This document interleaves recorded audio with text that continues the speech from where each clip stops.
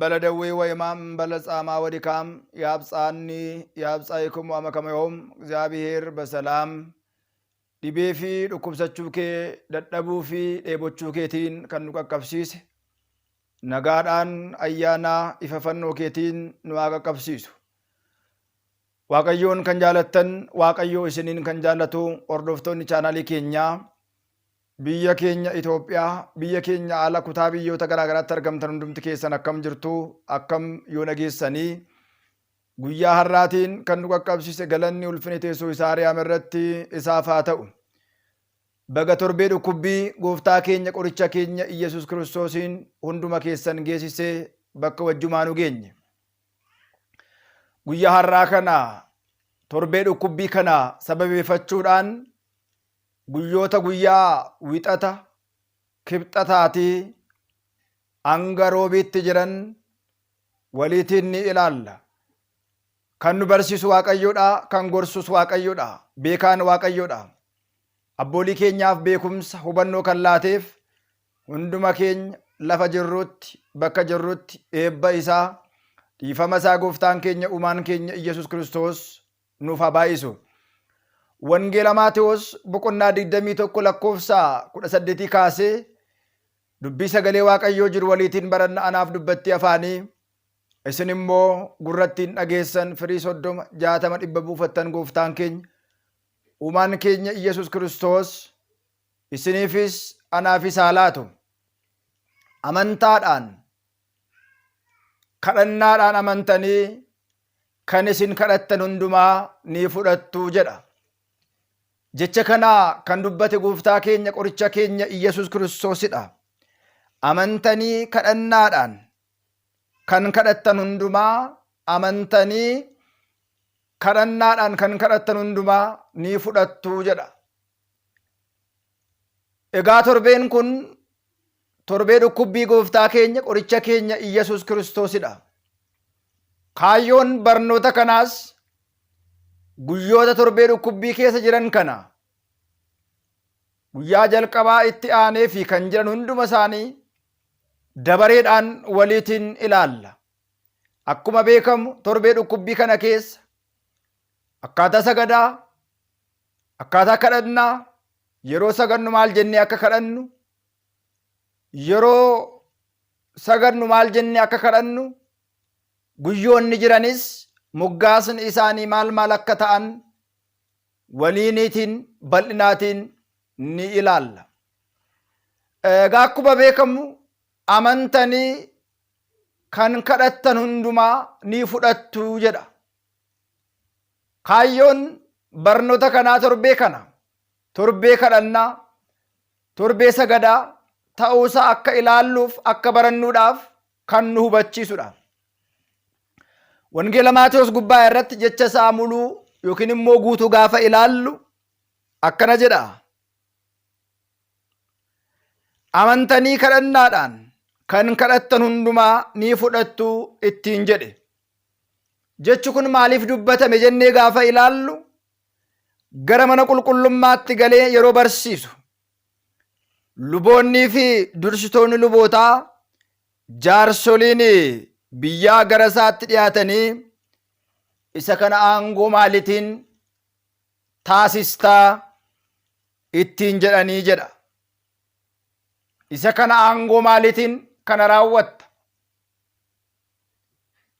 Egaa Waaqayyoon yoo gargaare malee, Waaqayyoon ogummaa isaa yoo baay'iseef malee, Waaqayyoon yoo nama gargaare malee namni waan tokko raawwachuu hin danda'u. Dursitoonni lubootaa, tsaafti Fariisotaa yookiin immoo jaarsonnii fi uummatoonni gara isaatti dhiyaatanii waan raawwachaa jirtu kana aangoo eenyutiin raawwattaa ittiin jedhanii jedha. Maaliif? Fayyisummaa isaa, waaqummaa isaa waan hin beekneef, waan hin fudhanneef, waan itti amanneef shakkani keessi isaanii.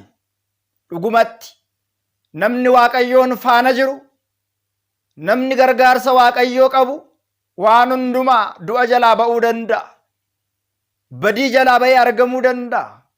Biyya isaatii ba'ee biyya alagaa jiraachuu danda'a. Isinis kanumadha.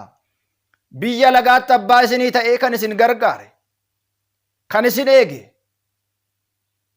akka hojjettan kan isiniif eeyyame waaqayyodha. Jarreen kun garuu waaqummaa isaatti waan amananii hin jirreedhaaf, waan shakkaniif, waan amananii hin jirreedhaaf gaaffii kana gaafatan. Akkana jedha Gooftaan keenya qorichi keenya Iyyasuus Kiristoos barii obboroo gara magaalaatti yeroo deebi'u ni beela'ee jedha. Jechi kun jecha waaqummaa isaatiif dubbatamu miti. Jechi kun jecha gooftummaa isaa waliitiin wal simu miti. Waaqayyo ni beela'e gaafa jedhamu Waaqayyoon hin beela'u. Waaqayyo ni dheebote gaafa jedhamu Waaqayyo hin dheebotu. Waaqayyo ni qorame gaafa jedhamu Waaqayyo hin qoramu. Waaqayyo ni dhukkubsate gaafa jedhamu Waaqayyo hin dhukkubsatu. Haa ta'u malee foon ilma namaa inni uffate, amala ilmi foon ilma namaa uffatee agarsiisu beela'uun, dheebochuun, qoramuun amala foonii malee afanaa waaqummaa isaa miti. Galanni ulfinni isaaf haa ta'u. Barii obboroo magaalaadhaa gaafa deebi'u ni beela'ee jedha. Karaa cinas kan jirtu balasii, muka balasii tokko ni argee jedha. Gara ishiittis dhufe. Baala qofaa isheerraatii argate. Baala qofaa isheerraatii argachuu hin dandeenye jedha. Gooftaan keenyas uumaan keenya Iyyasuus Kiristoos akkas jedheeni. Hanga bara baraatti fireen sirraati hin argamin jedhee dubbate. Hanga bara baraatti fireen sirraati hin argamin. Silaa yeroo gooftaan keenya dhufu, qorichi keenya Iyyasuus Kiristoos dhufu, balasiin kun adaamii jechuu dandeenya.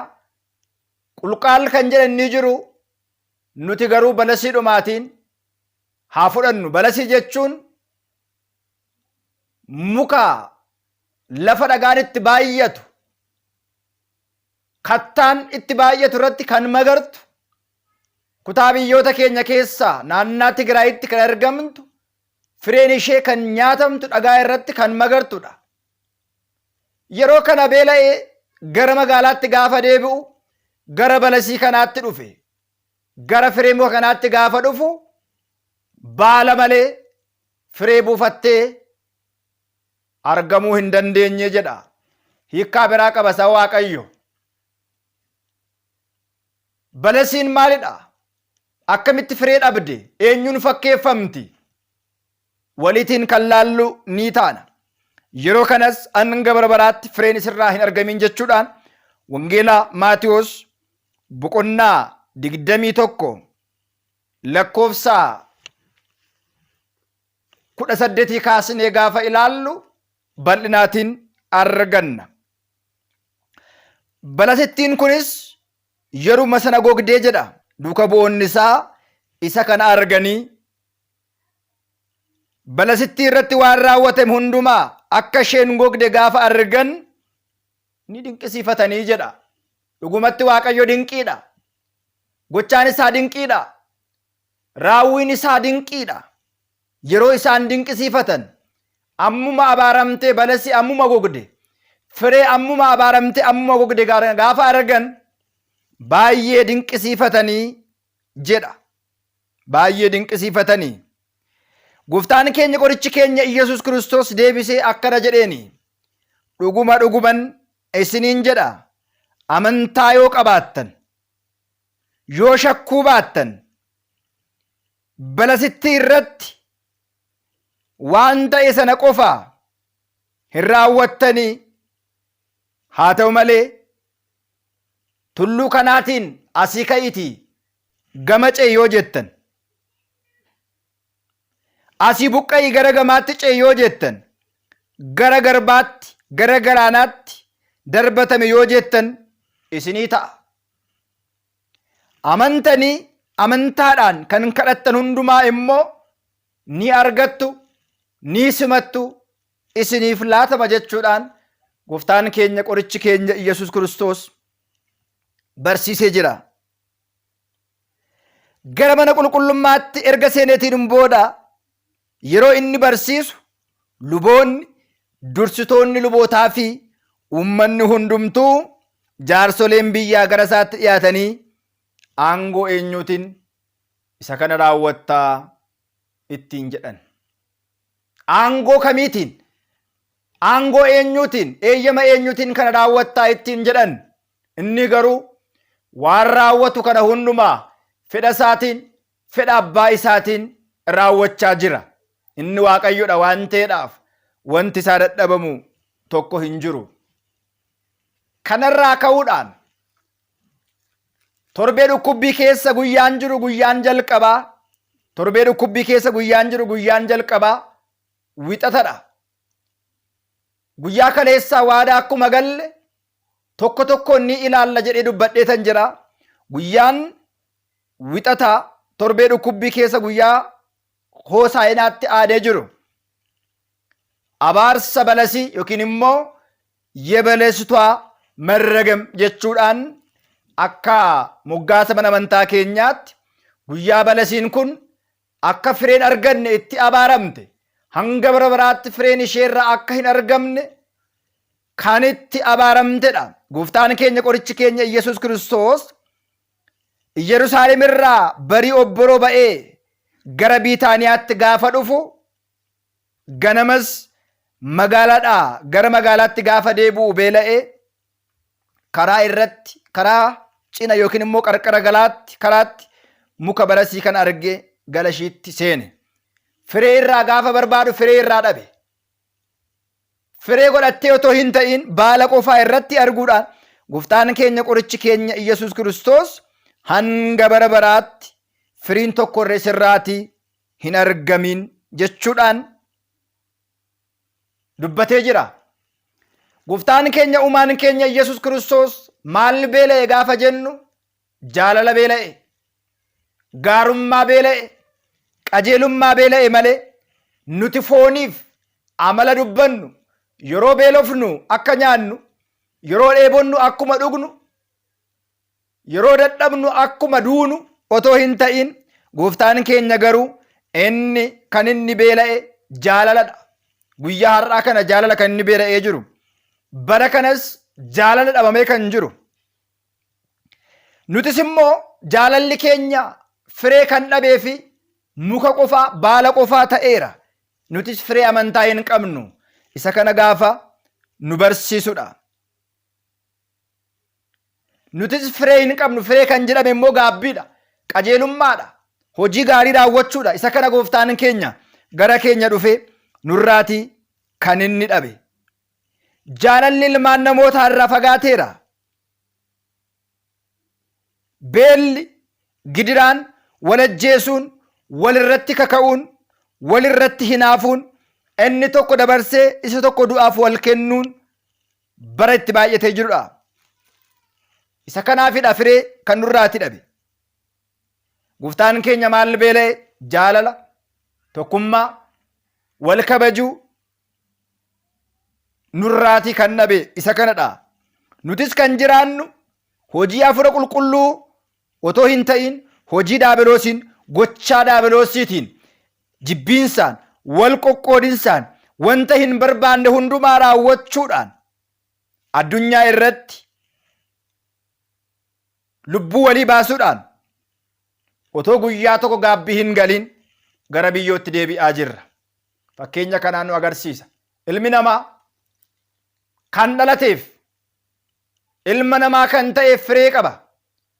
Firee akka buufatuufi, bu'aa akka argatuufi malee dhalatee jiraatee addunyaa keessa akkuma barbaade gulufee gaafa du'u hanga bara baraatti firee dhabee akkuma balasii kana akka jiraatuuf miti. Kanaaf wixanni jalqabaa torbee dhukkubbii guyyaa abaarsa balasii የበለስ መረገም jedhameetu beekamaa. Kaa'umsi isaa eessaa dhufaa jennee gaafa ilaallu abbooliin keenya luboon callisanii beektonni mana amantaa hin moggaasne. Moggaasni maqaa kanaa wangeeladha. Torbeen dhukkubbii wangeeladha. Wangeelaatiin ala wanti raawwatamu tokko hin jiru. Seerota baay'ee jiru keessumaa torbee kana keessa, torbee dhukkubbii kana keessa akka mana amantaattis kan raawwataman jiru. Yoo nu hordoftan, isin yoo nu jajjabeessitan, sheer gochuudhaan, laayikii taasisuudhaan, hiriyoota keessanii yoo dabarsitan, egaa akkuma beekamu sabiskiraayibii tokkotti hin kaffalamu, gatiitti hin baasnu. Buleessa keenyaaf garuu sabiskiraayibii tokko yoo laanne qajeelummaadhaa wangeela babal'isna. Wal qabanne karaa dhugaarra tawaahidoo amantaa keenyaan akka cimnuudhaaf wal jajjabeessuun dirqama ta'a. Kanaaf guyyaan kun guyyaa abaarsa balasii jedhamuudhaan ni waamamaa, ni beekamas. Moggaasni isaa isa kanadha. Eessarraa argame jennee gaafa ilaallu gara Biitaaniyaatti, magaalaatii gara magaalaatti gaafa deebi'u gooftaan keenya raajii raawwatedha. Guyyaan wixataa abaarsa balasii yebalas marragam jechuudhaan torbee dhukkubbii kana keessaa guyyaan jalqabaa wixannii kanaatiin beekama. Inni itti aanu torbee dhukkubbii keessa guyyaan lammaffaa kibxata yookiin immoo hojjaa lammaffaati. Hojjaan lammaffaa kun immoo guyyaa gaaffii jedhameetu beekama. Yexiyyaaqee qan guyyaa gaaffii jedhamuudhaan kibxanni ni beekama. Isa kanas walumaatiin haa ilaallu. Kabajni isaaf haa ta'u gooftaan keenya qorichi keenya Iyyasuus Kiristoos asuma wangeela Maatewos boqonnaa 21 lakkoofsa 23 hanga 27tti gaafa ilaallu gaaffii isaaf dhiyaatedha.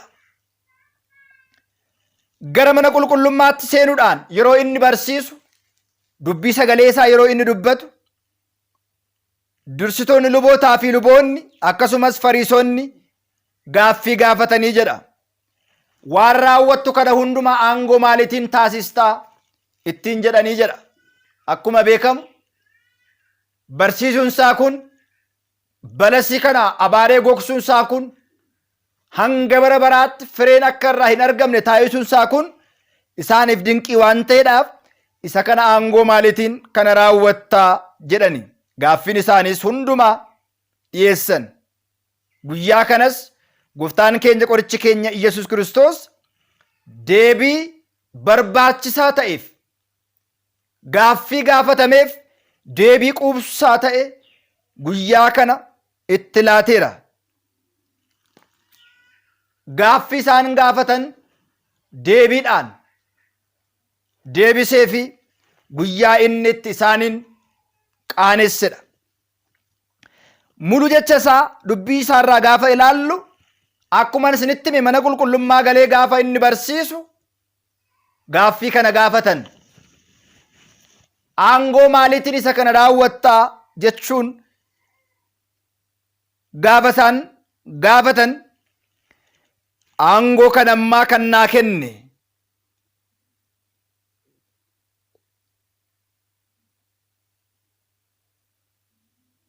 aangoo kanas eenyutu sii kenne gaafa isaan jedhanii gaafatan akkana jedhee deebise. Gooftaan keenyas deebise, ani immoo waan takka iyyuu isinan gaafadha, anis immoo waan takka isinan gaafadha. Isinis kan argitan, isinis kan agartan, kan argitan,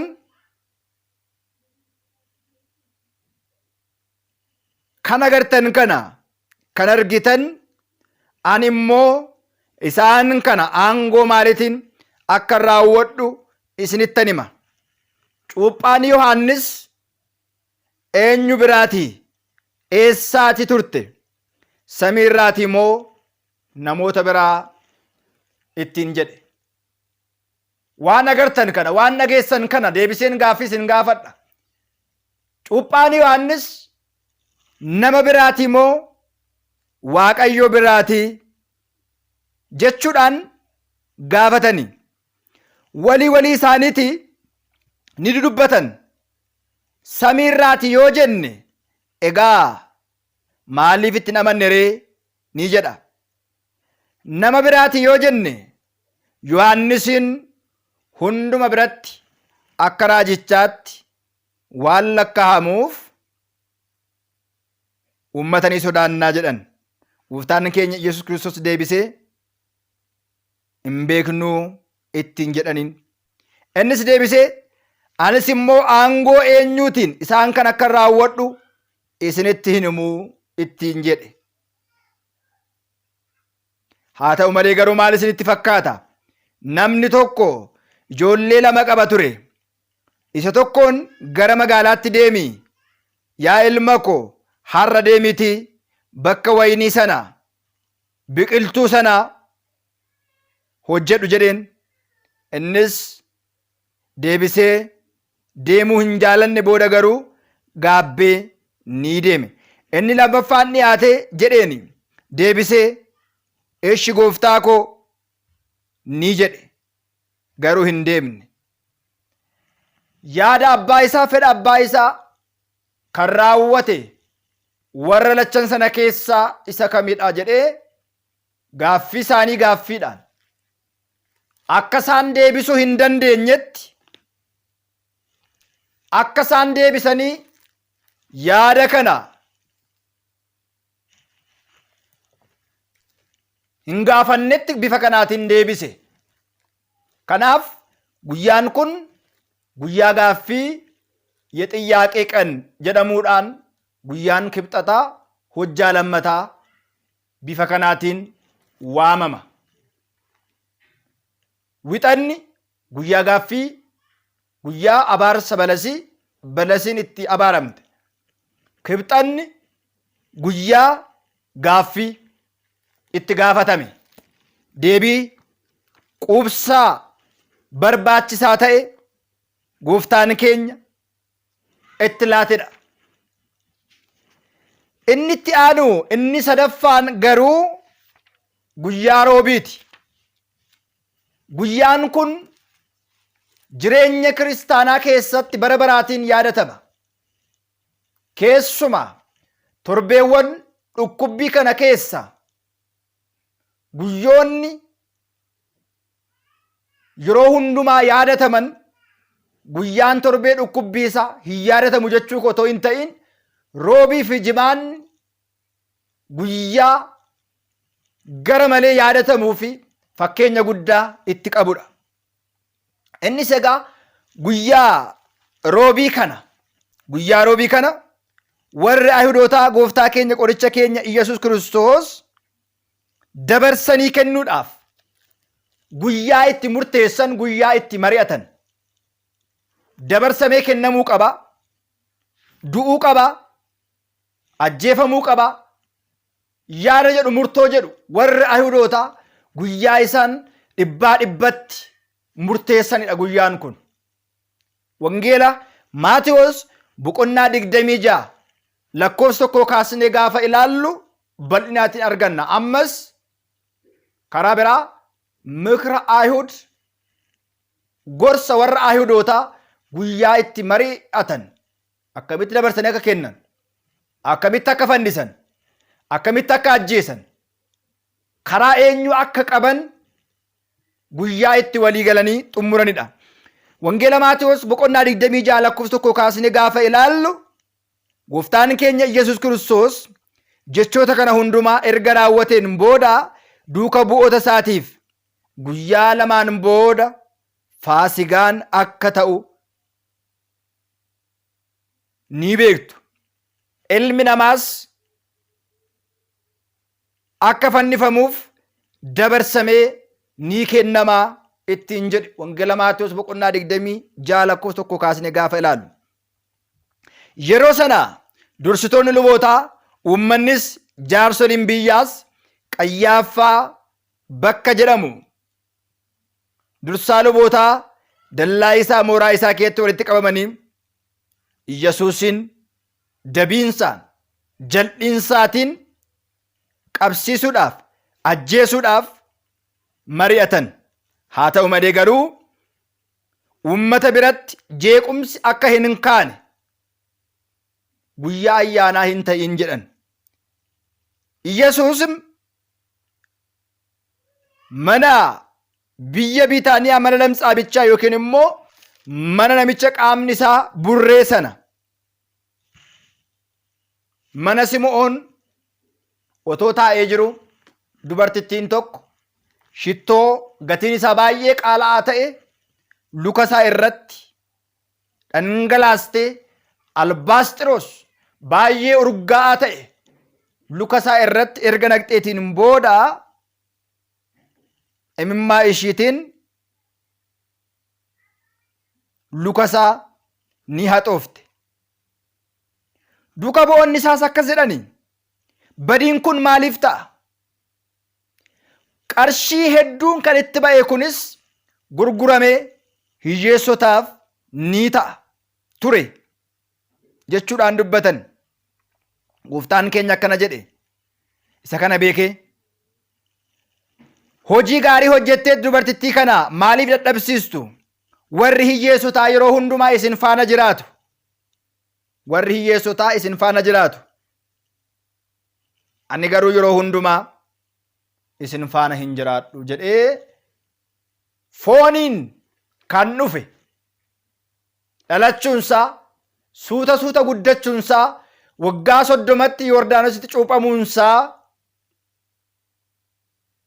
qabamuunsaa reebamuunsaa fannifamuunsaa du'uunsaa du'a mo'ee ka'uunsaa fuula ilma namaa uffatee hojii kana hojjechuusaa gaafa barsiisu isaanirraa gargar ba'ee waaqummaadhaan akkuma deemu isaanirraa gargar ba'ee waaqummaadhaan gara samiitti akka ol ba'u fooniin isaanirraa gargar akka ba'u waaqummaan garuu isaan walitiin akka jiraatu gooftaan keenya qorichi keenya Iyesuus Kiristoos bartoota isaallee gartuun isaanii shakkii qaban, gartuun isaanii sodaa qaban, hir'ina amantaa qaban illee guyyaa kana hir'ina amantaa isaaniif jajjabina akka argatan gooftaan keenya qorichi keenya Iyesuus Kiristoos guyyaa itti taasisedha. Guyyaan kun guyyaa gorsaa mikra Ayihud, gorsa warra Ayihudootaa akkamitti akka qaban, yoom akka qaban, karaa eenyuu akka argatan guyyaa mari'atanii, guyyaa murteessanii ajjeesuudhaaf irratti walii galanidha. Bara kanas namoonni baay'een qabeenya namaa saamuudhaaf, qabeenya namaa gubuudhaaf, lubbuu namaa baasuudhaaf, lubbuu namaa ajjeesuudhaaf kallattii garaagaraatiin mari'atanii hojii badaa akka warra Ayihudootaa warra raawwatan jiru. Namoonni qabeenya namaa saamuudhaaf, lubbuu namaa baasuudhaaf, namoota irratti miidhaa geessisuudhaaf mari'atan gorsi isaanii gorsa warra Ayihudootaa kiristaana tokkorraa kan hin eegamne. Kiristaanas ta'ee kan kana godhu hin dhabamu, nama kan hamatu, namarratti kan ka'u, lubbuu namaa kan baasu, kanatu, kan achisiisu, qabeenya namaa kan saamu, fannoo hidhatee hin dhabamu. Kanaatiif gaa wixata guyyaa abaarsa balasii, kibxata guyyaa gaaffiif deebiin gooftaa keenyaatiif gaaffii dhiyeessan, guyyaan roobii gorsa warra Ayihudootaa guyyaa irratti mari'atanii guyyaa murteessanii akkamitti akka qabaniif yoo akka qaban kan irratti walii galan guyyaa kanadha. Kamisni maal jedhama? Jimaanni maal jedhama? Qidaameen maal jedhama? Guyyaa kana sadan immoo yaa'u dilbanni guyyaa du'aa ka'umsa gooftaa keenyaati. Faasigaadha. Faasigaan maalidha? Du'aa ka'umsi maalidha? Jecha maaliiti kan jedhu immoo Waaqayyo yoo eeyyame barnoota kanaaf kan kana fakkaatu walitti ni barannaa. Kutaa itti aanu torbee dhukkubbii, kutaa sadaffaa kamisa, jimaataa fi qidaamee immoo karaa yeroo santuubii chaanaalii keenya yeroo santuubii akka nu hordoftan isin beeksisaa. Amantanii amantaadhaan kan kadhattan hunduma yoo shakkuu baattan isiniif kennama.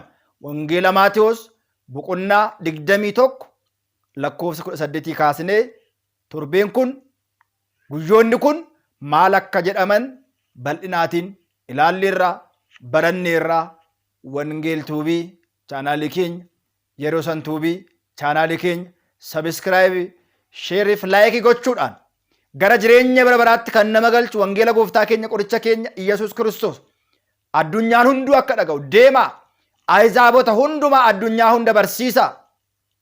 Cuuphaa duuka bu'oota koo taa'isaa akkuma jedhe egaa yeroonsaa yeroo tekinooloojii gaafa ta'u yeroo ammayyummaa kana keessatti wangeela Kiristoos babal'isnee namoota du'a keessaa gara jireenyaatti dukkana keessaa gara ifaatti fiduudhaan wangeela dhugaa haa lallabnu. Walaa deeggarru nu deeggaraa. Wangeel tuubii yeroo san tuubii chaanaaliiwwan keenya lamman kana akka sabiskiraayibii gootan akka waliif dabarsitan kabajaan isin gaafannaa. እምበለ ደዌ ወይማም እምበለ ጻማ ወድካም ያብጻኒ ያብጻይክሙ አመ ከመ ዮም እግዚአብሔር በሰላም